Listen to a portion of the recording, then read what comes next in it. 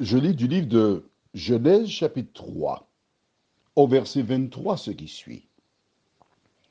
Et l'Éternel Dieu le chassa du jardin d'Éden, pour qu'il cultivât la terre d'où il avait été pris.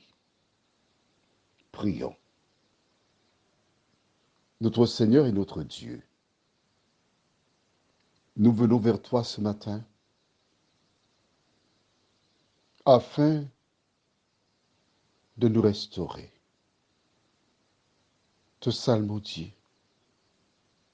Et comment pourrions-nous le faire autre qu'en te confiant les premiers instants de notre vie? Que ton esprit nous éclaire dans la compréhension de ta parole, qu'elle nous régénère. Nous t'en prions au nom de Jésus pour ta gloire éternelle. Amen. Lorsque Dieu créa le monde, était cette terre informe et vide, il créa un jardin. Je voudrais te rappeler que Dieu est omniscient, donc il connaît tout d'avance. Il savait qu'Ève et Adam auraient fait ce choix-là. Il le savait. Alors oui, plusieurs me posent la question, mais s'il le savait, pourquoi il a permis ça? Pourquoi il n'a pas fait autrement? Cela s'appelle le libre arbitre, la liberté. Il avait le choix entre faire des robots, des créatures programmées juste pour obéir, ou des créatures qui choisissent. Je vais prendre un exemple, tout simple. Dans certains pays, en Inde, entre autres, les parents organisent le mariage de leurs enfants. Ils sont petits, 5, 6 ans, 7 ans. Les parents rencontrent telle famille pour dire, bon, mon cher, on va faire affaire, hein? Ma fille épousera ton petit garçon.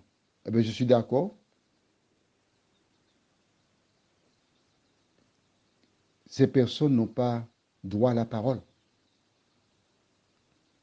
Toi qui viens de l'Occident, qui utilise le libre arbitre, que préfères-tu?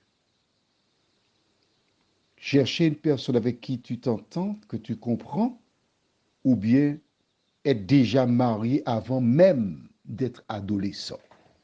Alors, allons échanger, toi et moi. Nous allons parler. Qu'est-ce qui est mieux pour toi?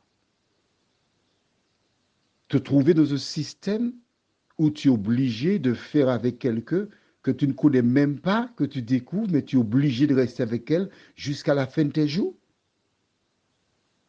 Je ne jette pas la pierre aux Indiens, pas du tout, aux habitants d'Inde. Et d'ailleurs, qui ont ce principe, c'est leur fonctionnement que je respecte. Mais si j'ai le choix, cela ne m'intéresse pas d'adopter cette manière de faire. Et je pense que beaucoup partageront ma position. Eh bien, Dieu a fait pareil. Il a donné à Ève et Adam le libre arbitre.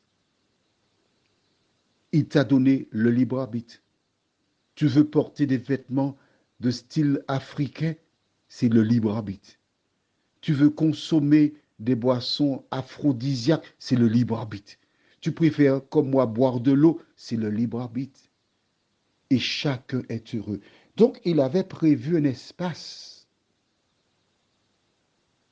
qui était le jardin d'Éden, l'idéal, afin que l'homme, chaque jour, il avait le choix d'être dans le jardin, de voir comment était ce dernier. Et puis, autour du jardin d'Éden, il voyait la végétation qui devait être travaillée. En péchant, il fit le choix, bien accidentellement, d'aller ailleurs. L'Éternel le chassa du jardin d'Éden. Jésus prépare une place pour ses enfants dans le ciel. Cette place représente l'Éden. Tu as le choix aujourd'hui, soit de t'y préparer ou de connaître le feu destructeur. Quel est ton choix? Prions. Notre Seigneur et notre Dieu, voici Ève et Adam qui furent chassés du jardin d'Éden. Les fruits qu'ils avaient à profusion, la relation qu'ils avaient avec Dieu, tout cela, ils l'ont perdu. La relation est coupée. L'échange qu'ils avaient, est-ce qu'elle pourra continuer? Ils ne savaient pas, mais ils supportaient les conséquences de leurs actes. Seigneur, merci de nous éclairer. Merci de nous aider à cesser de jeter la pierre à Ève et Adam, car nous aussi, chaque jour, nous nous trouvons à une croisée. Chaque jour, dans chaque WhatsApp, nous découvrons des vérités. Lorsque nous les acceptons dans nos vies, nous sommes fidèles. Lorsque nous les renvoyons pour une prochaine fois, nous faisons exactement comme Ève et Adam. Merci de nous éclairer, Seigneur, afin que nous soyons toujours en harmonie avec toi, nous t'en prions, au nom de Jésus et pour ta gloire éternelle. Amen. Je te souhaite une bonne journée.